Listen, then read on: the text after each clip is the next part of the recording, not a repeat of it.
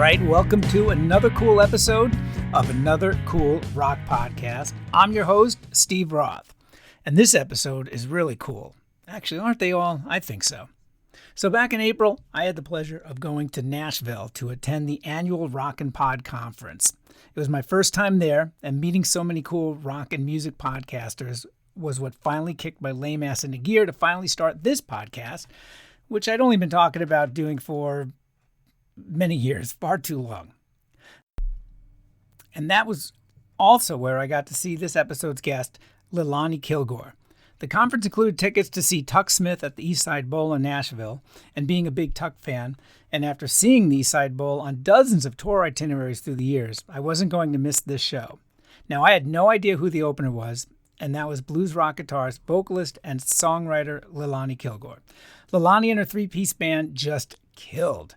My wife and I were simply blown away by her stage presence, her powerhouse vocals, and especially her guitar playing. Anchored in the blues, Leilani has got serious chops. She can shred and light up a fretboard, but there's also some real soul to her playing. It's not hyperbole to say she's a great guitar player. She's also a great person to talk to, and I really enjoyed our conversation. It's pretty candid, and I found I could relate to several things about her life, her struggles, and how and why creating music is so important. She mentions the words catharsis and expression and the importance of that. So you know what to do. Immediately after listening to this episode, you need to check out Leilani Kilgore. She's put out several singles so far this year. The latest is called High Low, which has this incessant snaking riff, a killer solo, just filled with fury and attitude, and some of my favorite lyrics of the year like this one. You're spending all your money like a Hollywood honey. You're playing the part, but no one came to the show. Joker on your neck, you awkward little wreck. I'd love you if it wasn't for the face that you stole. That is badass. And I also wish I asked her about that, that lyric and that song in particular. In any case, all her music is fantastic. The singles she's been releasing this year are leading up to the release of her new album, and you can find all her music at Spotify, Amazon, Apple Music, etc., etc. And you can keep up with what she's got going on via Instagram, Threads, and at YouTube. You can find her at Leilani Kilgore. That's all together, and that's LeilaniKilgore. All right, let's get to it. Here's my conversation with Leilani Kilgore.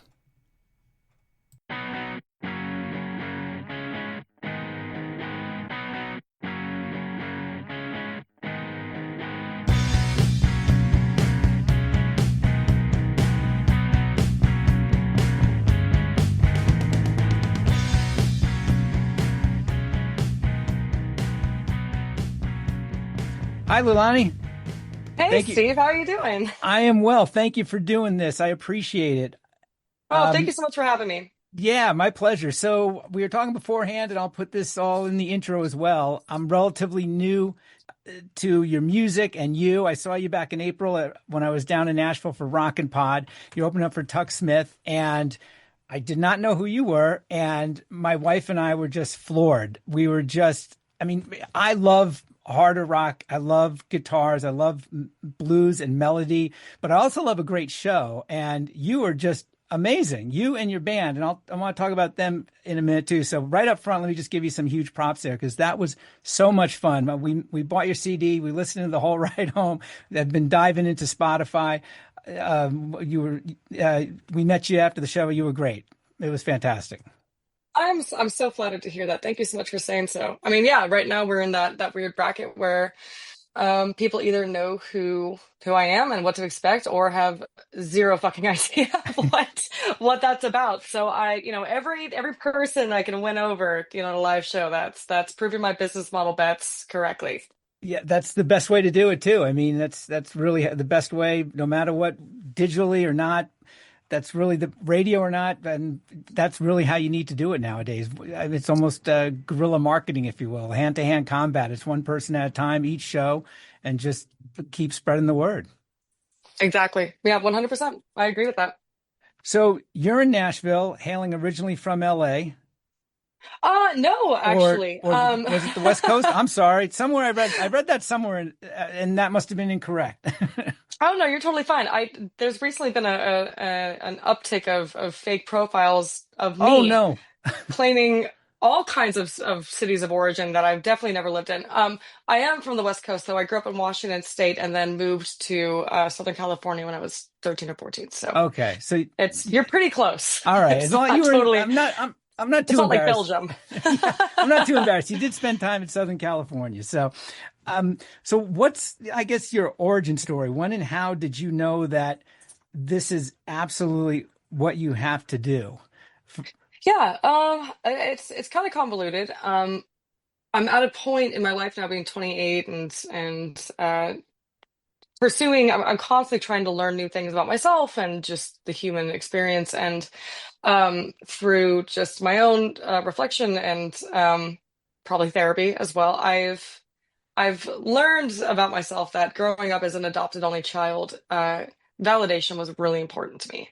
And my parents raised me in this really like just so like pro music household. Their first date was the Rolling Stones on Halloween during the Voodoo Lounge tour, which I actually have the Wow. shirt from that concert. And my dad grew up hanging out with Billy Gibbons and seeing, Stevie Ray Vaughan at these house parties in Texas. And my mom, her dad was a visual artist and she was a little bit less musically inclined, but she still had great taste in music. So, for my entire childhood, I was just raised on classic rock and blues and like Kenny Loggins and the Beatles and just, everything that any child who wanted to delve into good music could hope to grow up on.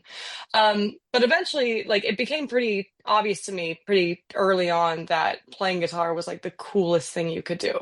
And I really wanted to connect with my dad on that because he was such a guitar player fan. So that's kind of what got me started in it. And he was so encouraging and very supportive and tried to like find the right gear for me and the right teacher and all this stuff. So I think a combination of being raised in a household where music, especially guitar playing, was so revered, on top of my own kind of sense of self-expression, just falling into that so easily as a player. It really it set a pretty clear course. And even before I even started touching a guitar, I was the most, I was such a dramatic kid, like throwing myself around the living room and like jumping off of furniture to the Nutcracker. And like there was clearly some kind of performance-based career path set up for We me. we have a couple of things there in common. I was adopted as well. Did you mention you were adopted? And Yeah, yeah, I yeah, am. I was adopted as well, which certainly I think sets you off on a journey, It does. emotionally, whether or not you even go to find your biological parents or not. And I never really had any interest ever, but when I was going to get until way later, but I was going to say, it's kind of sets you off on a journey of even before you realize it, of kind of discovering things about yourself. You just know that how am I trying to say this? You just know, I don't want to say you're different, but you know that put it this way. I grew up not, being used to, I have obviously don't look anything like my family, you know, Right. and you don't really Yeah. realize that. And you realize, I think when you get older and you discover more things about yourself and you kind of go on this journey, especially in the arts, especially with music, which can be the fuel for so many of those things, then you kind of see what, where your differences isn't the right word, but you see kind of what differentiates you from your family.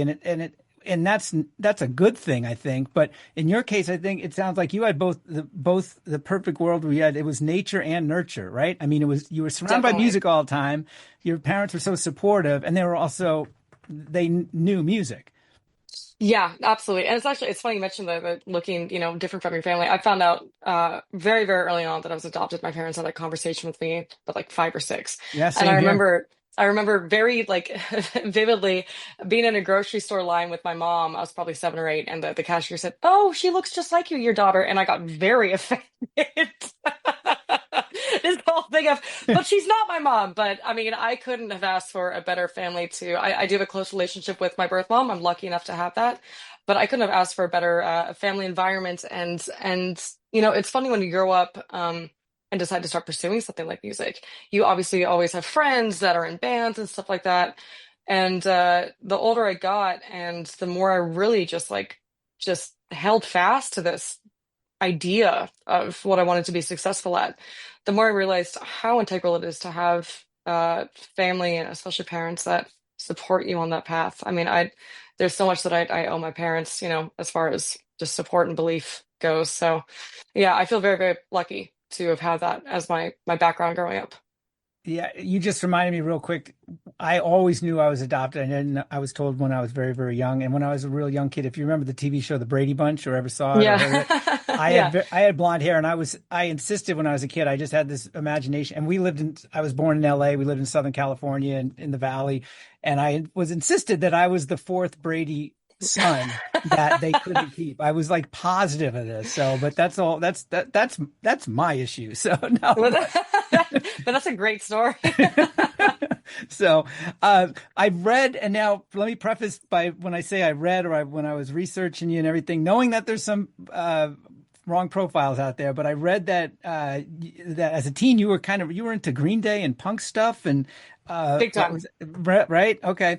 And so when did you kind of discover and the blues guitar and blues rock what you're doing now? Yeah, absolutely. I mean, I think just as previously mentioned, like just having kind of an odd emotional path growing up as a kid. I really gravitated pretty quickly towards pop punk and punk rock and screamo, like that kind of thing. That for me was like it was just so angry and heavy, and it There's an was there's an energy great. there, right? It Loved channels the you. energy. Yeah. Yeah, I loved the aggression. I loved the riffs, how like just the way that they growled.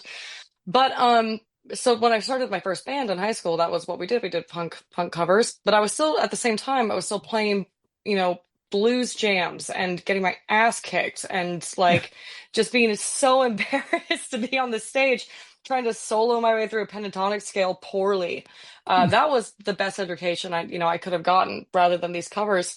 And so I knew that I liked playing guitar, and I was trying to get into blues. My dad really wanted me to connect with it, as did the private instructor I worked with for my first real, electric guitar lessons.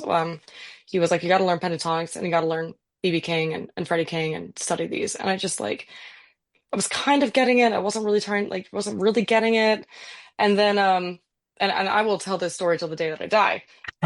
My dad brought home Joe Bonamosa's album Dust Bowl one day. And he used to buy Oh, these CDs when he was out grocery shopping, come home, and we'd all sit down and listen to them.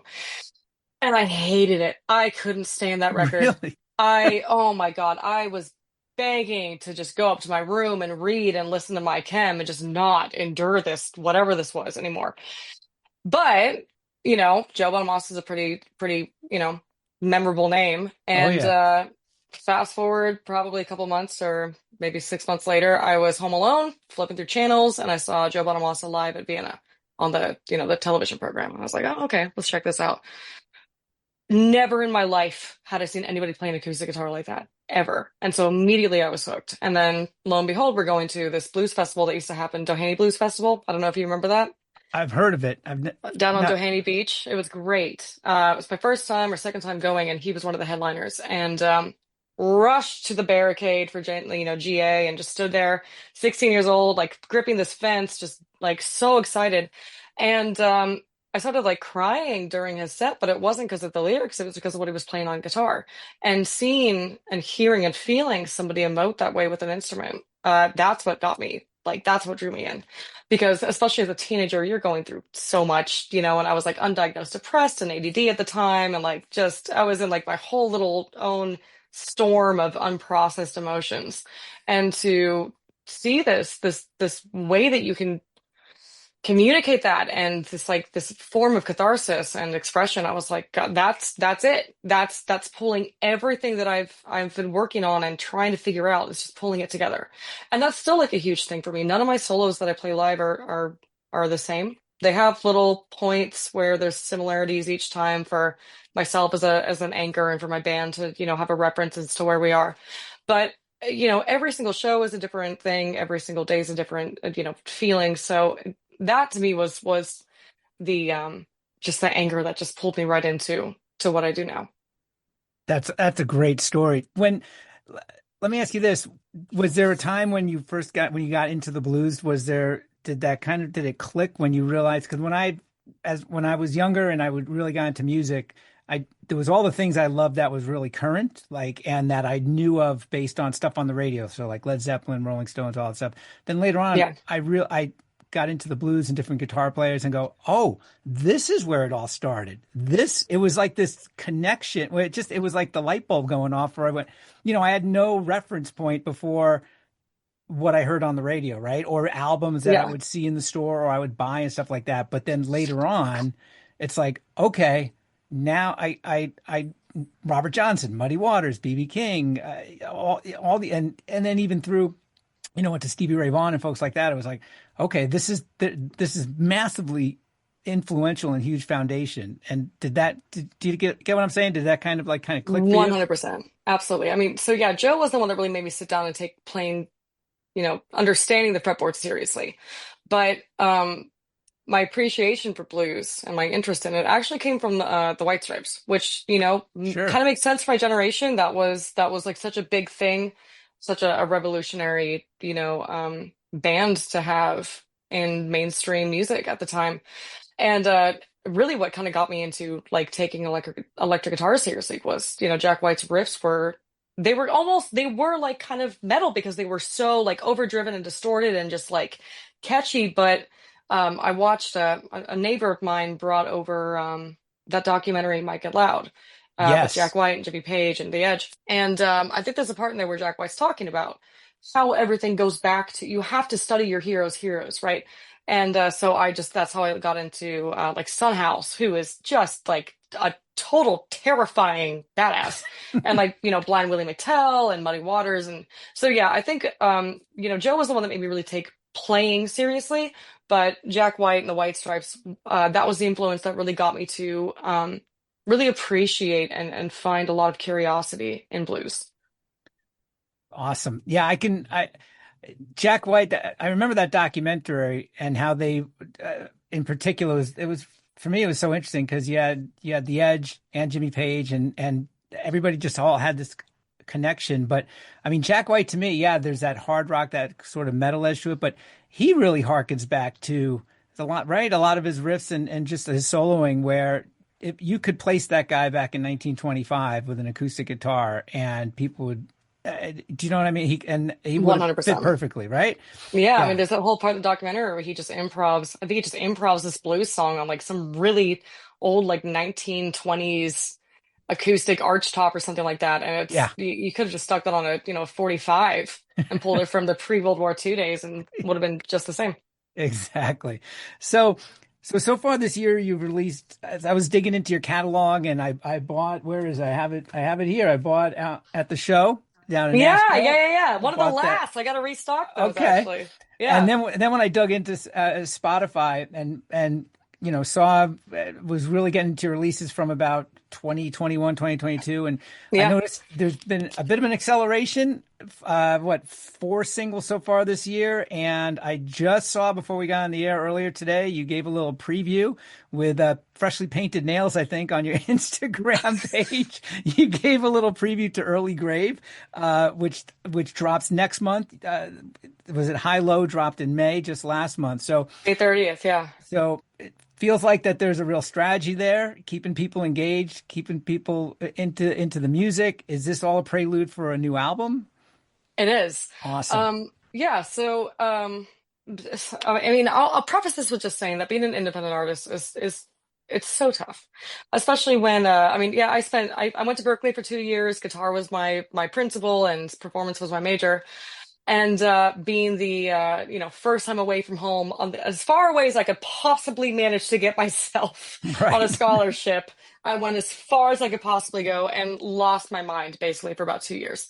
And so, while there is so many resources out there like Berkeley courses and online and YouTube channels where you can learn how to navigate the music industry and really what it takes on the backside of things. I did not come into this with any of that knowledge. I just thought I just need to be an artist and play guitar well and write songs and work on my singing. So when I started out with my first couple of singles, as you mentioned, those stemmed from COVID. I was supposed to be on a cruise ship playing rock covers, in Iceland when Oh, COVID hit. wow. And that was my career, trajectory. I've been doing it since 2018, go out every couple of months, disappear off the face of the earth, come back with a paycheck, and then just go back out again. And I was pretty okay with that. But I was starting to get a little bit restless. COVID hits, suddenly I have no job, I have no gigs, I have nothing. And I think for a lot of people, it was a bit of a wake-up call for those of us who decided to reorient, where we were in life. So the first two singles I put out, Triple X Moonshine and I'm Gonna Leave You, I recorded with a friend who was supposed to actually be my band leader on my next contract out in California because we had nothing else to do. And after that, somebody reached out to me about a management deal. And I was just so excited. I just took the first offer, and they were really, really lovely people to work with, but started to get very distracted with another client who was having a lot of success on TikTok. But their whole strategy when they were trying to help me, build my career and my catalog was don't do an album, don't do an album. Just do singles. That's the market right now. Just do singles and hold people's attention and always be promoting something. And that's fine. Especially I think it's starting out as an artist. First and foremost, it takes a massive amount of cash just to fund an album. I mean, I self-fund everything, and the record that we did in January was astronomically expensive. But it got to the point where when you're playing out live shows and that's what you're, trying to build your business off of, people want to know, where can they buy your record? Where's the Right. record? So when I dropped, it's kind of a mutual thing, coincidentally, but when I left my management agency and they dropped me to go focus on the other artists they'd been working with, um, I I spiraled. I absolutely spiraled, and I was going through some personal challenges on my side of things in my own life, and I didn't really have an outlet. I wasn't in therapy at the time, and spent a lot of time just trying to not feel this sense of failure that I was feeling. And eventually, because I had no other way to handle it, started writing. And by the end of the year, kind of started picking up the pieces. And God bless my band. I mean, especially my guitar player John. They were such a rock. They could see what I was going through and just kept being very patient and just waiting for me to be ready to reapproach things. And finally, when I did, I came out with these, just a list of 12 demos out of the 40 or 50 I had ended up doing at 4 o'clock in the morning for months on end. And I said, I think maybe it's time that we do a record. And so sure enough, January, we got in the studio for 3 days and spent 72 hours tracking 12 songs. Wow. Yeah, I think the last day of tracking for me personally was a 12-hour day. And it was intense and it was insane, but between myself, my drummer, my bass player, and my guitar player, we all had such a sense of belief in these songs that I had come up with, and what they signified for me as an artist and for us as a project. So yeah, High Low is the first single off the record, and we had been sitting actually with Snake in the Tall Grass, Feeling Lucky, Trouble in My Bones. We've been sitting on those demos for about a year by the time they'd come out because I just had to take 2024 off. So it was nice to get to kind of reinvigorate things. Snake in the Tall Grass just hit 125,000 plays since I March, saw which is that. It's insane. amazing. Yeah. Incredible. I mean, we got lucky enough to be playlisted on Slash's Modern Blues Rock playlist on Spotify, and I don't know how that happened. Somebody asked me, they were like, "So, who did you pay? With what money?" I'm independent. With what funding? So we've got a lot of success in that, and then High Low is just also taken off, and that was kind of for me, putting that out there and then following it with this next single, Early Grave. These songs, as well as the third single that will be coming out in August prior to the album, these songs are kind of a gentle way of informing people, hey, nothing's really changed. I'm still very much myself as an artist, but I'm not just one genre. this has become this album especially is such a broader exploration in how I want to express myself without feeling like I need to be told to stick to one sound or appeal to one audience. So yeah, so High Low is the first single off the record. Still pretty much in the same vein, I think, of what we've been releasing recently. But the next single, Early Grave, especially with that little preview that I posted, it's kind of a different direction. And I'm really excited for people to get to know this kind of more eclectic and less genre specific side of me. Sure. Eclectic's an interesting choice of words there. When I was listening to the songs and just not knowing necessarily the full backstory of what you just told me, but I kept a word kept popping in my head that these songs were so soulful. Thanks. There was just something deeper about them, and not to compare to the previous stuff, but yes, it sounds like it's a great evolution. I mean, with the backup singers and different things you got going on in there, there's some really great dynamics, and that word just soulful just. I mean, I know from seeing you live and also hearing the other stuff that, I mean, you can play. I mean, you can shred but I mean, if people have not seen you live yet and they're finding you on Spotify or on Slash's thing, it's like, okay, there's this whole other element here, which I totally love and is so impressive. Thank you so much. Yeah, I mean, honestly, with a couple singles that we put out prior to High Low, I was lucky enough to, I mean, we did, I think 6 songs at Ocean Way, which is where those singles are coming from, those sessions. And I was lucky enough to pull, Reese Winans, who's just, he played keys for Stevie Ray Vaughan, double inductee in the Rock and Roll Hall of Fame, incredible keys player. He played all the organ on those Oh, tracks. wow. And then Jade McRae, who is one of Bonamassa backing vocalists and just like the most incredibly lovely person and so talented. She did all the BGVs on those. And I was so proud to get to hear my music developed in that way. But with the album, we're kind of taking a little bit of a different approach. Any BGVs that you hear is either my band or myself, partially for budget reasons, partially for time reasons, and partially because um, we really wanted this to just be like our project. Not that there's anything wrong with adding other elements, but with this album, we've always tried really hard, me especially, to strive for something that you can still deliver on stage and have it sound the same. So we actually kind of kept things a little bit simplistic with this record. There's no keys. I mean, there's a ton of BGVs, but it's all us. Right. And that's nothing more than just us wanting to see if we could just do it ourselves. In the future, budget and time allowing, I would be so honored to work with Jade and Reese again.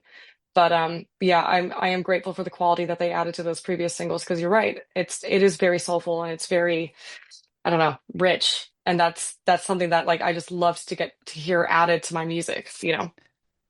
I, right. I got to back up for 1 minute because you said something early on and in our conversation, and then you brought it up. It reminded me of this again when you were just talking about COVID and the challenges, and then afterwards and where your headspace was, and that was, and you used the phrase catharsis and expression. I mean, that is that seems like that's like been the through line for you, right? As a creative artist. Yeah, absolutely. That just comes from, I've always been a fan of my best subject in school was always English. That's where I excelled, and I love the art of writing. I love the art of expression, and you know, learning to play guitar and learning to sing other people's songs, I really latched on to how certain artists would express themselves in different ways. And I never had a really good skill set with expressing myself as a kid, just verbally. It wasn't something that I was really talented at. I never really felt safe enough to express myself sometimes. So a lot of my writing leans really heavily on me finding ways to convey things and paint pictures and tell stories of experiences that people hopefully can relate to. Because it's honestly, I think, as a creative individual and somebody that's trying to be an artist in their own right, I think it's probably been, it's so important to me to be authentic in the way that you express yourself. And I've really leaned on that and I work hard at staying true to that. Well, it definitely comes through in the music, and obviously not every artist can do that and do that well. Right. Yeah. And I hate to say, but I'm definitely a judgy person when I listen to other people's lyrics. If it's about like the same, like some, Yeah. going out to the bar and that's like your third song about taking shots of Jack and that's all you have to say for yourself, I have a really hard time latching onto it. But at the same time, I can also appreciate a good melody. So Yeah. it's fair play. I totally hear you. So speaking of bars and going out, when I saw you open for Tuck Smith in Nashville at Eastside Bowl back in April, I mentioned before, I was completely blown away. Your band is incredible. Your drummer and bass player are like all torque and horsepower. Yeah. Those guys are amazing. Your guitar player, I loved how you guys played off each other. Who are those guys? And above all else, it looks like you guys, and I saw this online as well, it looks like you guys have a hell of a lot of fun and a lot of laughs. Yeah. Yeah, I'm so lucky. Funnily enough, actually, the drummer that played that night he's not my usual drummer. Typically the guy that I consider to be our first call and part of the band is David Keith, who plays with Richie Blackmore and the Nelson Twins. And then when he's off the road, obviously we steal him as much as we can. But the drummer that played for me that night was actually somebody that I've known since I moved to Nashville 8 years ago. His name was Phil Leone. And he was actually, I think, the first drummer I worked with in my own band here when I was just getting started, like 20 years old, couldn't even enter some of the venues I was playing because I wasn't old enough to be in there, kind of thing. That was Phil. And Phil was just such a wonderful and is a wonderful person. He's still one of my best friends. And, it's been 8 years we've been in each other's lives and we still just pick up the phone, months apart at a time and just give each other shit and it's like nothing's changed. So luckily enough, Phil was available to play that show with me. And I think that's the first time I've played with him in probably a year or so. Oh wow. No rehearsal. You would never have known it. I know, because he's such a professional that way. And luckily we do have a long-standing history. But yeah, no rehearsal. He just showed up and I said, I trust you. I know what you can do. So that was Phil, who's just an absolutely lovely person. And definitely, if David is ever unavailable, he's usually my first call. But my bass player is the youngest of the band. His name is Josh Rice, and he hails from St. Louis. He actually lives across the hall from me at the moment. And he's just this goofy, easygoing, lighthearted, just wholesome individual with great music taste and an incredible ear for bass parts. And he's honestly an excellent guitar player, an excellent singer, and an excellent songwriter. And I always tell him he's probably better than me, but we're still trying to push him to, you know, do something with that of himself. But I'm very lucky to have him as my bass player and my backup singer as well. So that's Josh. Actually, there's a track on the album called I See Stars, which was supposed to be the next single until we changed last second for mastering purposes.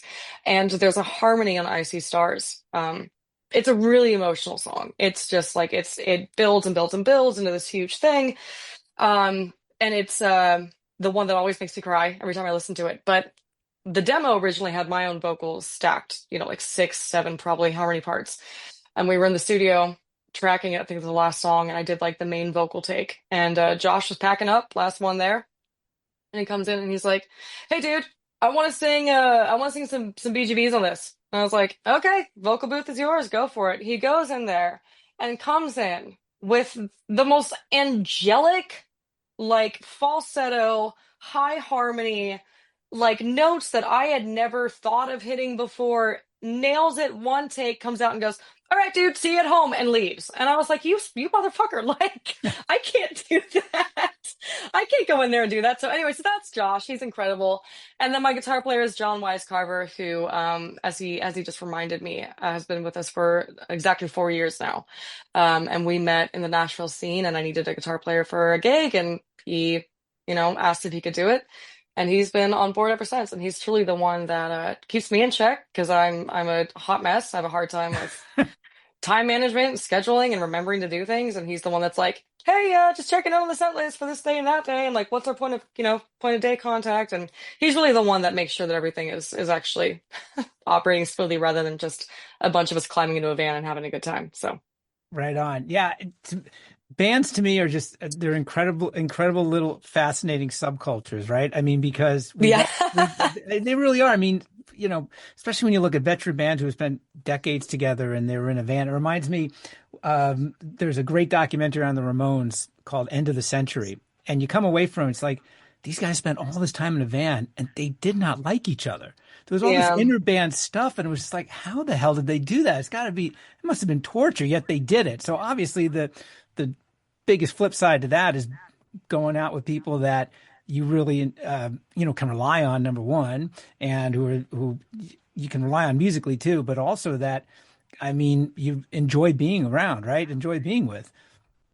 It's so important to me. I mean, I've been in so many different work scenarios with different artists and bands and been in charge and been a hired gun. And it just, for me, ultimately, especially with my own music, um, I need to trust who's on stage with me, first and foremost, because I've already got enough to worry about in my role. Am I singing the right lyrics? Am I going to, am I standing in the right spot? All these things. Am I hitting the right changes?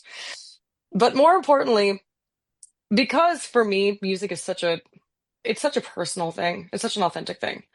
Um, it's so critical, and not everybody operates this way, but to me, it's so critical that you can get along with the people that you're on stage with off stage as well. Because in my opinion, not only does it make it easier to just enjoy what you're doing, but it also translates on stage. If you can, if you have a friendship with people that you're on stage with, you don't have to pretend to like them. You like them. You don't have to pretend to be having a good time or laugh at something that they do. You're genuinely having fun.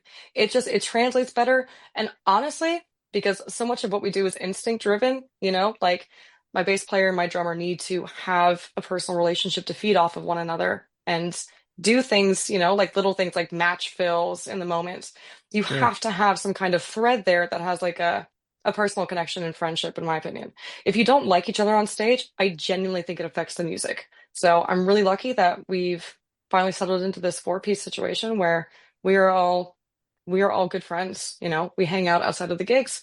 We send each other the dumbest memes all the time in what's supposed to be the professional band chat. It's, we're all moving into a house together at the end of the year, so we That's can amazing. be closer for rehearsals and content and writing and so I feel really blessed. Not everybody operates that way, but to me it is critical that you like the people that you're working with, because if you don't, it's gonna come to a head. Right. It reminds me, years for a long time, I spent most of my career in the record business, actually working for different labels and doing marketing and all this stuff. And I remember always being disappointed when I would meet bands and I would find out that those guys, they never talked to each other even before they got on the stage. They didn't even see each other. They were in different buses, whatever it would Yep. be. And just one quick anecdote. Several years ago, I was backstage.